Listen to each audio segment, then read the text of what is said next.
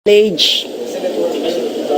Bakit siya nagni-networking? Di ba yan ang mga gawain ng mga taong walang pera, wala ng pangarap? Pero no. Bottom line po ma'am, nasa sa inyo po kung ano yung pinaka-goal nyo. Ang goal nyo lang meron maidikit na diploma sa sa bahay ninyo. Meron naman pong recto, mas madali. Paggawa ka, idikit mo na lang doon. But end of the day, the important thing is,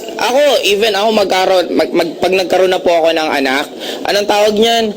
I'm willing na kung anong gusto niya, kung anong trip niya, hindi ako magdadaan sa basic na flow ng isang normal na tao na sinasabing normal na paradigm. Kung siya pansin niyo yung bata, may mga bagay na magagaling siya. Sobrang galing niya. Nung pinakialaman na wala yung talent niya. Sabi ko nga, pinaka-perfect explanation ko na lang, bakit ang bata iwanan mo ng cellphone? 10 years old, hindi marunong, wag mong turuan, iwanan mo, marunong na mag-text, nakaka-call, nakaka-games. Bakit yung 50 years old na nag-aral na ng elementary, high school, college? Tama. Ang dami na niyang na-meet na tao, ang dami na niyang learnings na dapat mas marunong siya at madali siyang matuto. Nung tinuturuan pa mag-cellphone, anong sabi? Ang hirap-hirap nito, anak, nung panahon namin kasi wala naman nito. Kasi most of us, we always live on the past. Maraming tao, alam mo, nung panahon ko, magaling ako. Panahon mo yun, tapos na yun. We don't need to live on our past. We don't need to live on our future. We need to live today. Ito yung buhay mo. Question pa po. Sige, sir. Kasi sabi mo kanina. Para marinig. Kasi sabi mo kanina na susuportahan mo ang anak mo kung anong gusto niya. Paano kung gusto niya talagang mag-aral ng traditional way ng education natin? Anong sasabihin mo? Anong advice mo? If I'm going to have a child, ang bibigay ko lang lagi sa kanya is mga options na ito pwedeng mangyari, ito pwedeng mangyari, guidelines lang, and it's up to him to decide. Kasi ang learning sometimes, kahit ang isang tao sobrang tigas ng ulo, hindi mo siya pwedeng pilitin na magbago. Darating ang point na magbabago yan sa tamang pagkakataon, sa tamang panahon, and you just need to show him na if ever ito, parang downline yan eh. May downline na matigas ulo, hindi upline, ito gusto ko, ito effective sa akin. Huwag mong kontrahin. Hayaan mo lang, sabihin mo lang, okay, sige, kung effective para sa'yo, gawin mo. Basta if ever mayroon kang nangyaring hindi maganda sa'yo, sabihin mo lang ako, nandito lang ako to help and to guide you again. Ganoon lang kasimple. Hindi mo kailangan manduhan. Question pa po? Sige po, sir.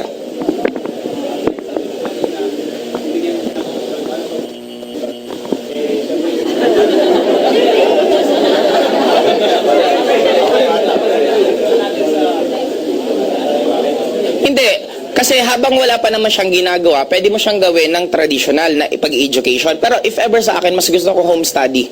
Kasi ang problema paminsan, pag hinalo mo yung bata, sa iba-iba kasi ang breeding ng kada bata. Kung ano yung breeding ng magulang madadala ng bata. Yung bata hindi naman palamura, since palamura yung nanay, nahawa, nung naging classmate ng anak mo na hindi palamura, naging palamura din anak mo. Kaya sometimes walang masama expose mo siya, mas magandang expose mo eh. Kaya ang bata tumatagal ang growth kasi tayo din may kasalanan. O anak, huwag ka makipag-usap dyan, usapan to ng matatanda. O imbis may expose siya, pansin mo ang bata, pag pina-expose mo kahit kanino bata pala, makita mo ang bilis matuto magsalita at magugulat ka na lang bigla ang lalalim na ng mga sinasabi. Sino ang nag-suppress tayo? Sa school, pinagsama-sama yung magkakaedad. Anong pagiging learning nila sa bawat isa? Wala. Kasi pareho lang yung pinapanood nila, pareho yung ginagawa nila. What if ihalo-halo mo yung bata sa matanda? May mga araw na ganun. Imagine mo yung learnings na ganun. Pansinin mo pag nag-networking ka. Isa lang sinasabi, 6 months after ka mag-networking, lahat ng mga kaibigan mo, kahit negative or hindi, ang sasabihin, ibang-iba ka na.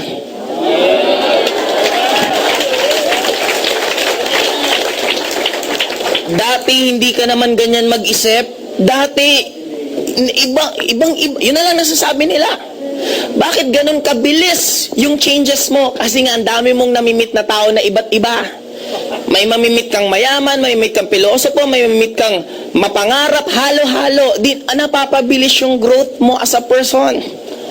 Bakit nagiging napakabagal? Sobrang busy tayo dito. Kaaabang sa mga nangyayari. Tama. Mga skandal, mga nangyari. Andyan, anong nangyari? Patingin nga. Pero yung iba na magaganda, wala kang pakialam. Pakialam ko dyan, hindi yan importante. Yung importante ito lang na nineglect natin. Yung hindi importante naman, yun ang inaabangan natin lahat.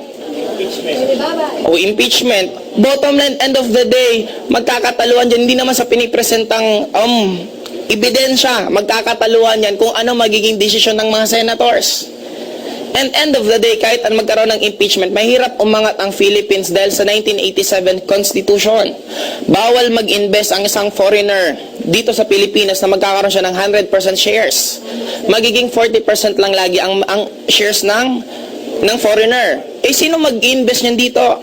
Tingnan naman parliament. Katulad ng Singapore, katulad ng British, sila napaka-successful nila.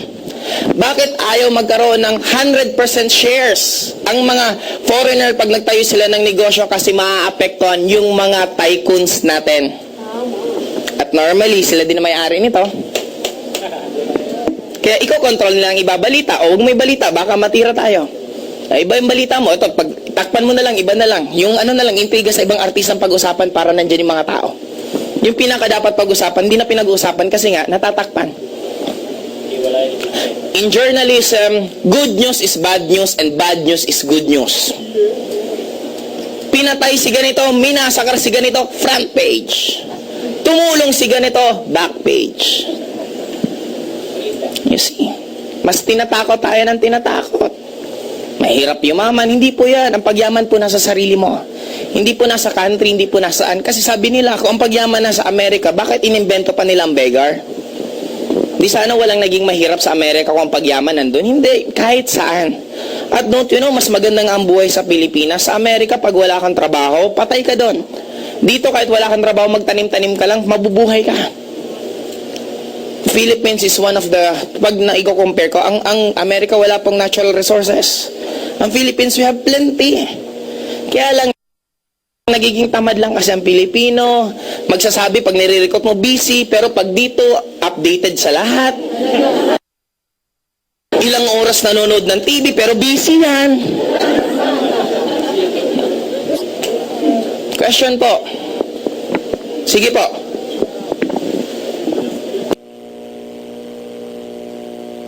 May microphone ba tayong tawag yan? Wireless? O sige, wala daw.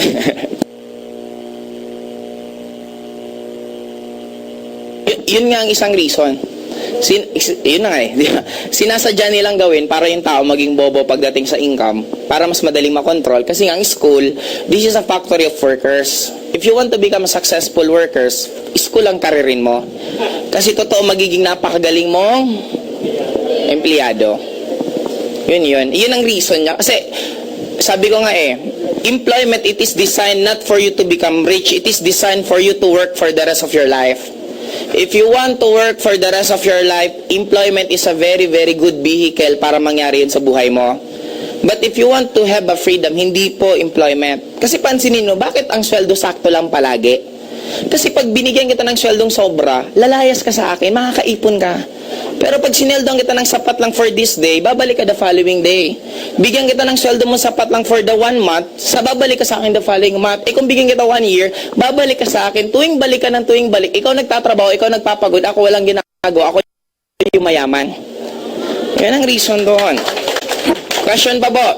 Last 4 questions bago tayo anong oras ba? Sige po.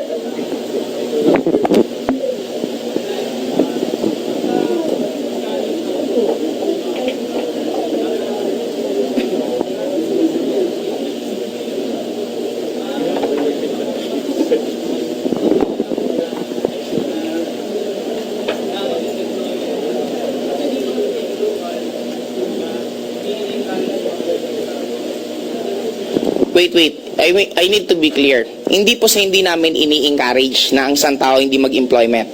We're just giving you options kung ano yung gusto mo, kung ano yung goal mo. Kung ang goal mo yumaman, hindi po employment yung sagot. Kasi wala pong yumaman na isang empleyado na walang sideline. Lahat po ng yumaman na naging empleyado, nagkaroon ng sideline. And if you want to become rich, ang employment po is dinadaanan lang, hindi tinatambayan. Okay? It's not bad to work.